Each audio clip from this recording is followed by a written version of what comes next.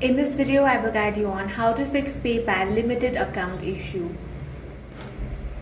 First, open your web browser on your PC or laptop and go to the official PayPal website.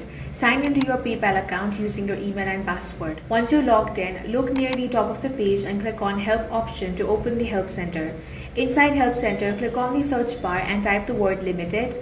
After searching, open the article called Why is my PayPal account limited? This page explains the most common reasons why PayPal may temporarily restrict an account.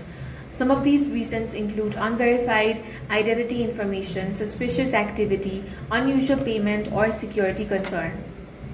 Carefully read through the article because it can help you understand exactly what caused the limitation on your account. Next, PayPal will usually tell you to visit the Resolution Center. You can either click the link inside the article or click the notification bell icon at the top right corner of your PayPal dashboard if you already received an alert. Inside the Resolution Center, PayPal will show you the exact steps you need to complete. In many cases, you may be asked to upload a government ID, confirm your address, verify your bank account, or provide additional account information. Make sure you complete every task listed there. Missing information can delay the review process and keep your account limited longer. If you finish all the steps, your account is still restricted, go back to the help section once again, scroll down until you find the message center option and click on it. From here, you can contact PayPal support directly. Send them a message explaining that your account is limited and that you would like to help restoring full access.